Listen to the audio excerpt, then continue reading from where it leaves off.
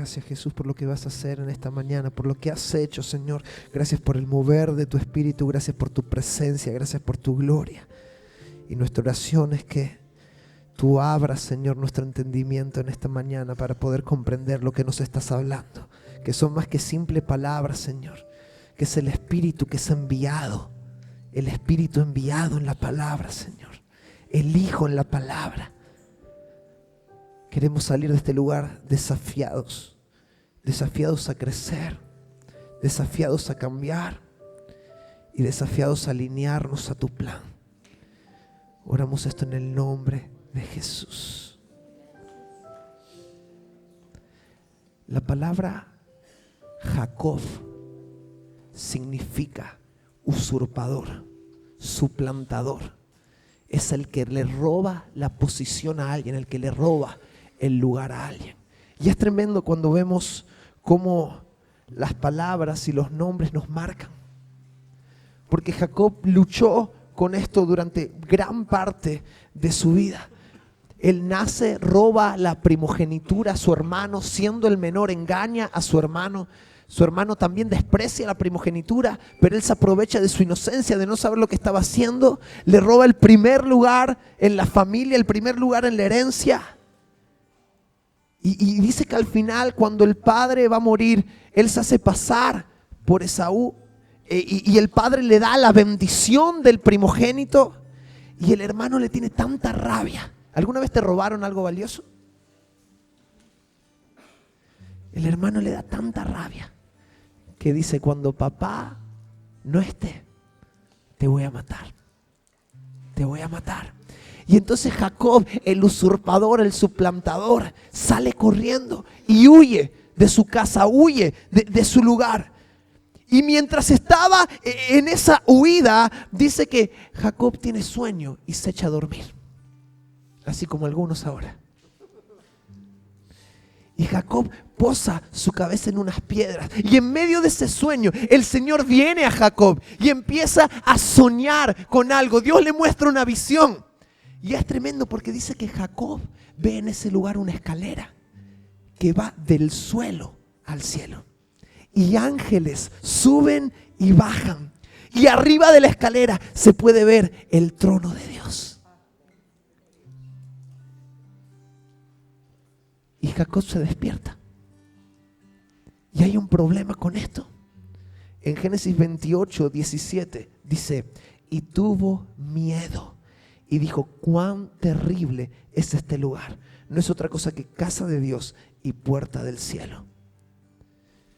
¿Cuántas veces nosotros vemos los cielos abiertos sobre nuestra vida y no nos atrevemos a entrar?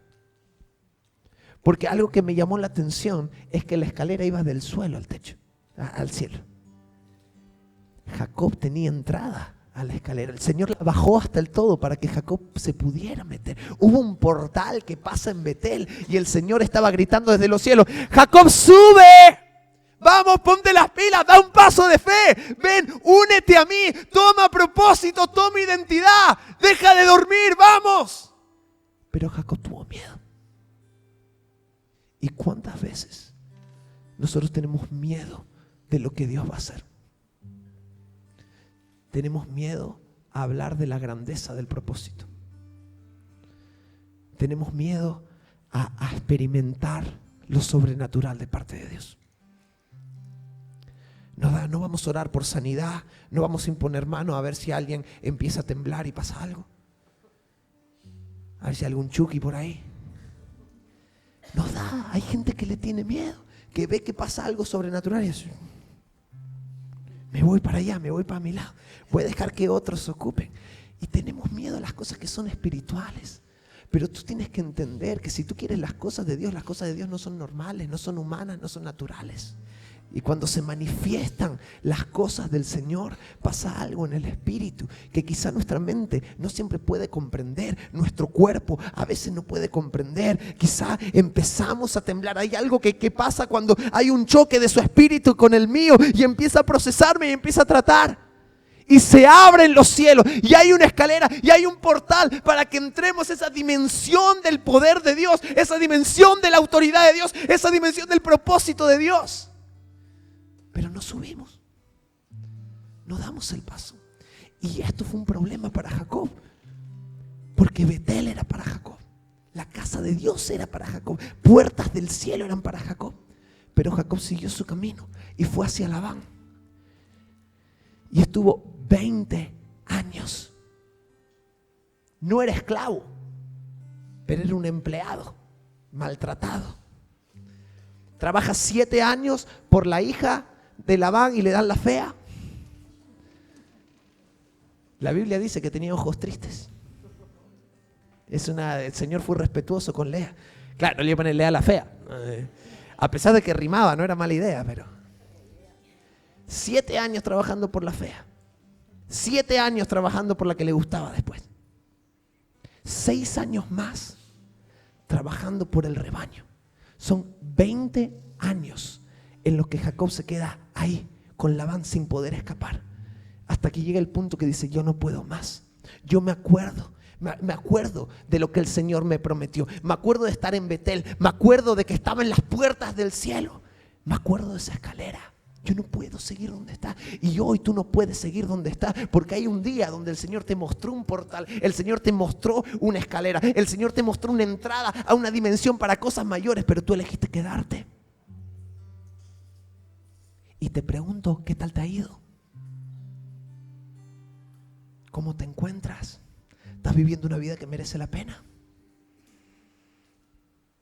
¿Qué recompensa te vas a llevar arriba? ¿Qué lograste fructificar quedándote con Labán? Tienes esposa, tienes ovejas, tienes hijos, pero no experimentaste lo que el Señor diseñó para ti. Eso es una frustración. Quedarnos atrapados en una mala decisión. Qué hermoso es cuando el Señor nos da segundas oportunidades y el Señor nos permite volver a entrar. Porque la palabra dice que después de estos 20 años que Jacob estuvo medio esclavizado ahí con su suegro, recibe un llamado. Acompáñame a leer Génesis 35. Vamos a leer 4 versículos, no te me duermas, por favor. Dijo Dios a Jacob: levántate y sube a Betel y quédate allí y haz allí un altar al Dios que te apareció cuando huías de tu hermano Esaú. Es tremendo la importancia de los altares. Hablamos de entrar. ¿Sabes cuál era la forma de entrar por ese portal? La forma de subir esa escalera. Un altar. Altares son la forma de entrar en la profundidad de la presencia de Dios. ¿Y sabes qué hace de un altar un altar? El cielo es cielo porque Dios está ahí. Si Dios no estuviera ahí, no sería cielo. Pues tú sabes lo que hace que un altar sea un altar: el sacrificio. Si tú haces un altar pero no sacrificas nada, entonces no cumplió propósito, no es un altar. Pusiste un par de piedritas. Y aquí es cuando nos damos cuenta que hay que pagar un precio para entrar en las cosas mayores. Nosotros tenemos esa mala costumbre de no valorar las cosas que se nos regalan. Somos salvos por gracia. Yo no te estoy hablando de salvación en esta mañana. Es un regalo la salvación de Jesús. Pero la entrada a cosas mayores, la entrada al favor de Dios, la entrada a lo sobrenatural, hay un precio que hay que pagar. Hay un sacrificio que tienes que tomar y poner sobre el altar. ¿Y sabes qué? Que el sacrificio tiene que ser quemado. Y tiene que ya no estar, tiene que ser consumido. Hay cosas en tu vida que el Señor te está llamando hoy a sacrificar. Hay relaciones en tu vida que el Señor hoy te está llamando a sacrificar. Hay hábitos en tu vida que el Señor te está llamando a sacrificar. Sube. Haz un altar. Pon en el altar el sacrificio. Deja que se consuma, deja que sea olor fragante, deja que sea adoración, porque la forma de entrar a las dimensiones de intimidad, de autoridad y de poder es a través de un altar que es genuino y es sincero. ¿Cuántas veces hemos puesto algo en el altar pero no lo hemos terminado de sacrificar? Volvemos siempre atrás. Señor, yo por ti dejo esto, y a los 3 meses estás de vuelta. ¿Por qué? Porque no lo estás matando. Y en el altar debe haber muerte. En el altar debe haber rendición. Todo altar que funcione tiene que tener muerte. Abraham hace un altar y pone a su hijo Isaac. Y cuando está, porque el Señor le dijo, hazme un altar, entrégame a tu hijo. Y cuando está a punto dice, no, pero tampoco te vayas, hay un carnero ahí. Tienes que cumplir con el altar que te mandé a hacer. Hay un sacrificio que tienes que dar. ¿Quieres entrar a cosas mayores? Tienes que pagar el precio. Señor, yo quiero más fe. Empieza a sacrificar cosas. Señor, yo quiero más unción. Empieza a sacrificar cosas. Señor, mi familia tiene que estar bien. ¿Y cuáles son las cosas que estás permitiendo estar en medio de tu casa, en medio de tu matrimonio, en medio de la relación con tus hijos, que no está permitiendo que Betel se manifieste en tu casa? El Señor te está llamando al sacrificio. Pon las piedras. Prepara cordero. Prepara carnero, prepara animal, prepara carne valiosa. No le traigas algo que esté manchado, no le traigas algo que esté quebrado. Porque siempre al Señor parece que le damos lo segundo. Lo primero de mi tiempo es para mí, para el Señor lo segundo. Lo primero de mi economía es para mí, para el Señor lo segundo. Lo primero de mi esfuerzo es para mí, para el Señor lo segundo. Y después nos quejamos. ¿Dónde está el Señor? ¿Por qué no se mueve el Señor? ¿Por qué no vemos otras cosas? ¿Qué pasó? ¿Por qué en la iglesia primitiva veíamos lo que veíamos y hoy no estamos viendo que la iglesia sea así? ¿Por qué hemos dejado de sacrificar? Nos hemos olvidado de cómo hacer altares. ¿Cuál fue el último altar personal que le levantaste al Señor? En tu casa, ¿cuándo fue la última vez que hiciste una rendición, que hiciste una entrega a Dios? Que dijiste, yo sé que amo esto, yo sé que este cordero cuesta, yo sé que este animal es muy valioso, pero hay que sacrificarlo porque necesito estar en cosas mayores. Ojo, esta prédica no es para todo el mundo, Esta prédica es para los que quieren crecer. Si tú te quieres acomodar en una silla de la iglesia y venir los domingos y estar tranquilo, no te me ofendas hoy, está bien. Pero hoy le estoy hablando a los que quieren crecer en Cristo y los que quieren entrar en cosas mayores. Quiero lo profético, sacrifica. Quiero dones, sacrifica. Señor, muéstrame el llamado. ¿Para qué te lo va a mostrar si estás todo distraído? Tu vida ronda en cualquier cosa menos en lo que el Señor te está hablando. Sacrifica. El sacrificio te va a abrir las puertas para entrar al propósito. Porque parece que todo está cerrado. Porque estás siendo un agarrado con ciertas cosas. No te estoy hablando de dinero, Estoy hablando de hábitos, cosas que has dejado, que tienen que morir en el altar. Sigue el versículo 2 y dice, entonces Jacob dijo a su familia, a todos los que con él estaban, quitad los dioses ajenos que hay entre vosotros y limpiados y mudad vuestros vestidos. Levantémonos, subamos a Betel y allí haré altar. Y el versículo 4 dice, así dieron a Jacob todos los dioses ajenos que había en poder de ellos y los zarcillos que estaban en sus orejas. El Señor me habló una vez. Yo me acuerdo cuando estaba terminando segundo de bachillerato y me gradué. Y dije, tengo que hacer algo loco para celebrar. A mí no me da tanto la valentía para teñirme de rosa el pelo, pero dije, algo hay que hacer que sea una señal de mi victoria. Y me hice un pendiente. Y yo iba ahí, estuve 6 meses con mi pendiente. Qué guay era, Dios mío. Qué bien se me veía. Y leí este versículo. Quita los zarcillos. Y lo sentí tan personal. Y a partir de ahí empecé a creer algo diferente. Empecé a creer que todas las mujeres del mundo son pecadoras porque llevan pendiente. Me agarró el espíritu religioso. Me fui de un lado del libertinaje a la religión total. Después el Señor me fue enseñando y fui aprendiendo, ¿no? Pero hay una verdad, que el zarcillo simbolizaba estar bajo posesión de algo. Cuando en la antigüedad tenían esclavos, Y después de 7 años de servicio, los esclavos decidían quedarse como esclavos. Ellos los sacaban a la puerta y les ponían un pendiente que simbolizaba que siempre iban a pertenecer a esa casa. Y cuando Jacob mira a su familia, se da cuenta que Raquel había robado los ídolos del padre, porque los quería seguir teniendo en su vida. Se da cuenta que tiene siervos, tiene hijos que estuvieron haciendo pactos, se estuvieron uniendo a cosas que no se debían unir. Y él da una dirección a su casa. Si queremos entrar en la promesa y queremos entrar a Betel, no se trata de mí solo. Ustedes tienen que dejar los ídolos. Ustedes tienen que dejar ese poder que le han entregado a más cosas. Hay gente que es esclava del miedo, del temor, de la timidez. No puede hablar en público, no puede decir, ¿y cómo voy a predicar? Bueno, pero el Señor me ama igual. Amigo, ya fuiste libre de la esclavitud. El oprobio de Egipto ya se fue. La vergüenza se fue. El Señor nos hizo libres de todas las cosas. De todas las cosas. Entonces, ¿qué es lo que te ata? ¿Cuáles son los zarcillos que estás llevando puestos espiritualmente? ¿Cuáles son esas declaraciones de las cosas a las que le estás dando pertenencia de tu vida? Porque si quieres entrar a la escalera al cielo, si quieres entrar a esa dimensión de cosas mayores, vas a tener que abandonarlo. Vas a tener que dejar los zarcillos.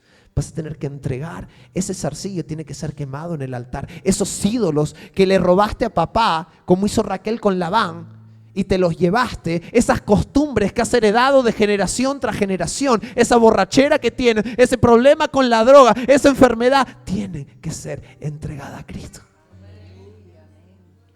Lo generacional tiene que ser roto.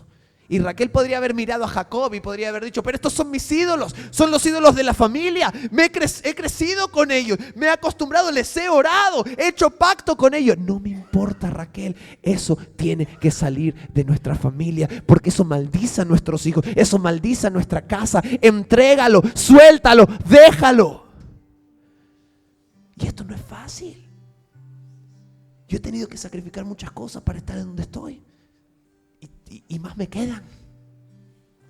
Cuando el Señor te va revelando cosas, sacrificios que poner sobre el altar. Pero Jacob tenía que cambiar quién era. Tenía que pasar de ser un usurpador a ser un reformador. Y hay algo que el Señor ponía en mi corazón y lo iba poniendo estos 2 últimos años de mi vida. Y es que tú y yo somos una generación de reforma. Y tenemos que cambiar las cosas. No puede ser que tras nuestro paso por la tierra las cosas no cambien. Tú y yo tenemos que dejar un mundo diferente. Y voy a decir más. Tú y yo tenemos la carga y la responsabilidad de dejar una iglesia diferente. Una iglesia diferente. Jacob tiene que romper con la idolatría que venía de generaciones. Porque lo que es estúpido es seguir intentando hacer las cosas como siempre las hemos hecho, queriendo un resultado diferente. Si queremos diferentes resultados, hay cosas con las que hay que romper. Hay cosas que no podemos seguir haciendo igual. ¿Cuántas veces vamos a seguir evangelizando como evangelizamos? Si la iglesia no crece. Crece porque el Señor trae a la gente, pero salimos a la calle y no traemos a nadie. Es que las cosas no están funcionando porque hace falta una reforma, hace falta un cambio. Y dice en Génesis 35, 9 y 10 que apareció otra vez Dios a Jacob. Después de esa entrega de los ídolos, de esa entrega de los zarcillos, Dios se le vuelve a aparecer y le bendijo. Y le dijo Dios, tu nombre es Jacob, es Israel. Perdón, tu nombre es Jacob, no se llamará más tu nombre Jacob, sino Israel será tu nombre. Y llamó su nombre Israel. Cuando tomamos lo que no es de reino y lo sacamos de nuestra vida, cuando tomamos los ídolos, esos zarcillos de los que hablaba, lo que estamos haciendo es espacio para que el Espíritu Santo pueda hacer una obra distinta, para que el Espíritu Santo pueda hacer una obra diferente. Yo solo me puedo mover donde tengo espacio. Si tú no le haces espacio al Señor para que se mueva, para que cambie, transforme y ordene, tú no le estás dando permiso real para que Él cambie las cosas en tu vida. Entonces Jacob ordenó su vida y ordenó su casa y se posicionó para ser transformado y hizo memoria. Yo me acuerdo, Señor, de lo que hablaste a Abraham y de lo que hablaste a Isaac, y hoy entiendo que yo soy la generación que recibe la herencia de la promesa, y la promesa es: en mí serán benditas todas las naciones de la tierra. Me tengo que alinear a lo que el Señor habló de mí. Tengo que ser quien el Señor dice que soy. Y entonces Jacob empieza a ser transformado, empieza a ser procesado, y el que era un usurpador, un ladrón, un desgraciado, empieza a ser un reformador. Y vemos este cambio en la mentalidad. Raquel no podía tener hijos, Y después de tener a José, Dios opera un milagro, la sana de su esterilidad. Tiene a José y más tarde tiene otro hijo más, el pequeño de la casa. Y Raquel lo sufre. Y en medio del parto, Raquel muere del esfuerzo. Y dice que antes de morir, ella vio al niño y dijo: se llamará Benoni. Benoni significa hijo de la tristeza o hijo del dolor. ¿Qué forma de marcar a un niño? ¿Sabes cuál es el problema con la paternidad? Que el ADN siempre nos afecta. Y el que es hijo de la tristeza va a ser triste, y el que es hijo del dolor va a ser dolorido siempre. Estas fueron las palabras con las que ese niño nació. Y el usurpador y el ladrón Jacob mira al niño y dice: esto no será así en mi casa, porque mi casa ya no es igual. Mi casa cambió para siempre. Y yo entiendo que hay poder en la palabra. Entonces este niño tiene que ser llamado de forma diferente, y lo llamó Benjamín, hijo de la mano derecha. ¿Sabes lo que hay en la diestra? En la diestra está el arma, en la diestra está el poder, en la diestra está la autoridad. Es una señal de fuerza. Y allá donde lo llamaron dolor, Jacob dice: tú serás exaltado, realeza, diestra. ¿Cuántas cosas tenemos que aprender de esto? Aprender a llamar a las cosas de una forma diferente. Porque en el mundo en el que vivimos hay mucha gente que está llegando de fuera y se nos presenta y nos dice: hola, soy Benoni. Soy el sufriente, soy el dolorido. Me han enseñado así desde pequeño. Soy el que fue abandonado. Soy el que fue maltratado. Y nosotros lo vamos a mirar y le vamos a decir: bienvenido, Benjamín. Bienvenido, Benjamín. Porque eso es lo que hace una generación de reforma. Toma los diseños que son equivocados. Mira cómo es el nombre, de dónde vino. Raquel tuvo la idea. Ella, distraída con los ídolos, distraída con los zarcillos, distraída con su vida de idolatría natural, y no se daba cuenta que estaba maldiciendo su casa. Sin embargo, Jacob llega después de pasar por Betel, después de quemar en el altar, después de haber peleado con Dios, después de vivir una transformación, después de empezar a caminar diferente. No serás Benoni, serás Benjamín, porque ahora yo soy un reformador. Antes todo me valía. Mientras yo no sufra, antes me dedicaba a escapar de los problemas, antes me dedicaba a buscar una vida cómoda, a mis deseos, a mis placeres. Pero hoy entiendo que yo estoy para bendecir mis generaciones. Y el Señor te ha puesto hoy y te ha dado el potencial de construir un legado. Y la pregunta que cada uno de nosotros nos tenemos que hacer es: ¿cuál es el tipo de legado que estamos construyendo con la vida que estamos viviendo? Hay muchos que quieren dejarle a sus hijos casas, coches, quieren darle una buena educación, quieren que tenga una titulación. Gloria a Dios. De nada sirve si no son nadie en el reino. Ya hablo esto para hijos naturales e hijos espirituales, los que el Señor te va a traer para que tú discipules. de nada sirve si en el reino no son nadie. Si yo voy a dejar que mi hijo tome una lección de mí, que sea aprender a hacer altares, aprender a hacer tesoros en los cielos. Hay una generación que está creciendo viendo una iglesia que está equivocada, viendo una iglesia que se llama Benoni. Y esto es muy duro, pero es muy real. La iglesia está sufriendo. La iglesia está dolida. Estamos peleados, estamos divididos. Hay luchas entre denominaciones. Todavía se siguen dando palos los calvinistas con los arminianistas y no sé qué. ¿Cuándo se levantará una generación que se atreva a llamar a la iglesia Benjamín hijo de la mano derecha? Hijo de la mano derecha. Y que la mentalidad del cuerpo sea restaurada. Y que la cultura del cuerpo sea restaurada. Y que el lenguaje del cuerpo de Cristo sea restaurado. Pero todo cambio necesita un sacrificio. Y hasta que nuestra generación, hasta que tú y yo no estemos dispuestos a rendir más, no vamos a provocar un mayor cambio. Capaz que ya te sientes desesperanzado. Ya dices, ¿y a mi edad qué va a pasar? ¿Y ya qué puedo hacer? Te voy a ser sincero. Estoy en una etapa de mi vida donde estoy peleando mucho con esa clase de pensamiento sobre mi propia generación. Porque yo me crié con muchos amigos que anhelaban el ministerio. Querían ir, querían prepararse, querían ser pastores, querían grabar discos de adoración para ministrar a las naciones. Gente que tenía sueños grandes.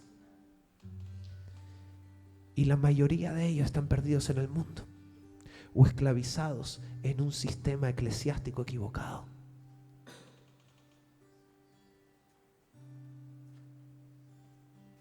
Hay una generación contaminada.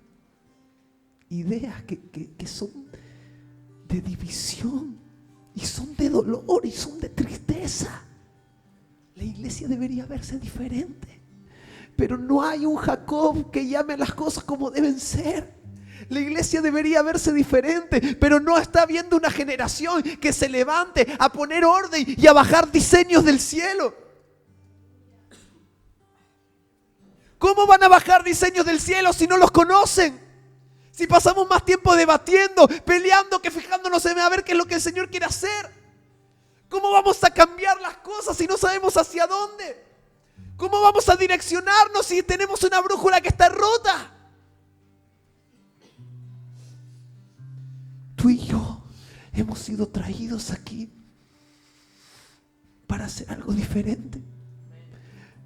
Para entender lo que es diseño de Dios. Para entender lo que es unidad. Y predicar algo diferente. Perdónenme la frustración. Pero me duele. Me duele porque el sistema se cargó mi generación. Me duele cuando voy a reuniones de pastores y el siguiente más joven tiene 10 años más que yo. Me duele.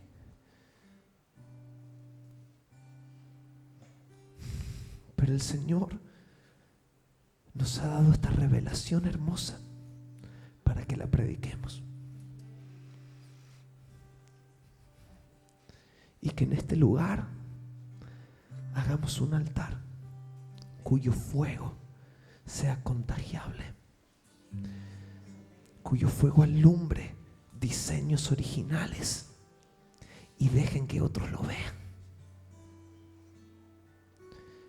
No persistamos caminando en el mismo error de siempre. El Señor quiere cambiar las cosas. Y hay veces que le decimos que no por causa de nuestra religión, porque siempre hemos visto cosas que se han hecho de cierta forma. Siempre se ha hecho así. Y yo me pregunto, ¿qué importa? A mí me importa lo que Dios quiere, no lo que hemos hecho siempre. Porque siempre hayamos hecho algo no significa que no estamos cometiendo errores durante toda la vida.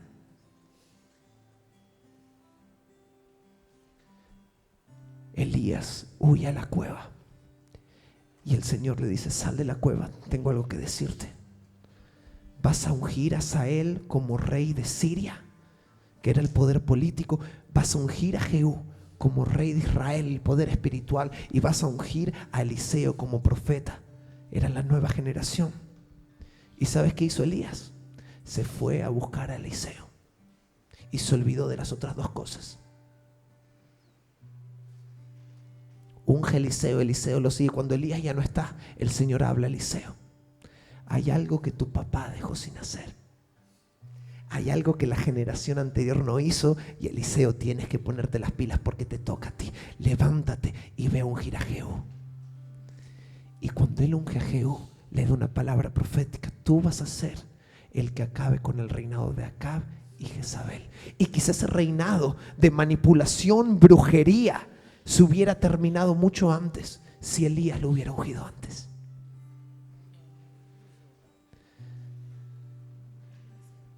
Miren, no podemos volver atrás en el tiempo.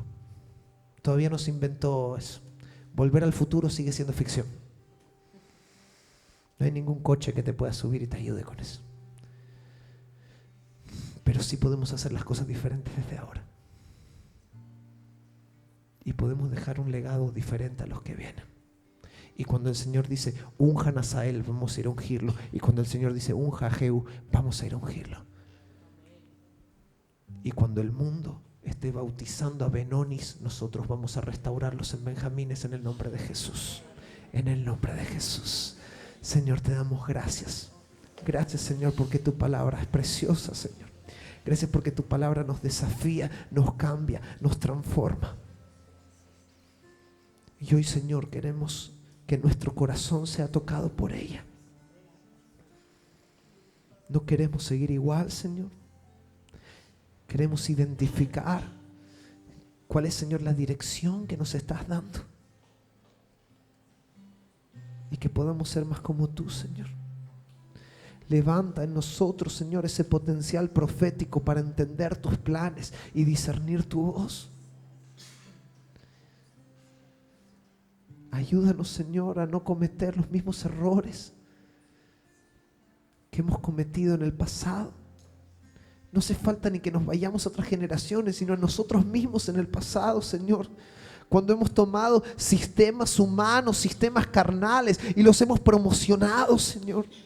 Perdona nuestra ignorancia, perdona nuestra falta de búsqueda. Pero hoy venimos a ti, Señor, pidiéndote que nos hagas conocedores de tu persona y de tu plan. Y que tú nos ayudes a entender que has puesto poder en la palabra. Y hay poder en lo que hablamos para restaurar diseños que han sido corrompidos durante los años, pero que tú quieres librar, Señor, que tú quieres desatar, Señor. Te amamos, Señor, y hoy queremos decirte que estamos aquí para que nos utilices, que nos uses. Queremos ser usados por ti. Cámbianos, cambia nuestro corazón, cambia nuestro carácter. Prosésanos, haznos crecer, porque no queremos quedarnos atrás, Señor. Te amamos, Señor, y te entregamos nuestra vida con todo lo que implica el tiempo, la fuerza, todo recurso es para ti, Jesús. Y cuando lleguemos al final de nuestros días, podamos mirar atrás y ver cómo hemos bendecido tu obra con lo que somos y tenemos. Oramos esto en el nombre de Jesús. Amén, amén y amén.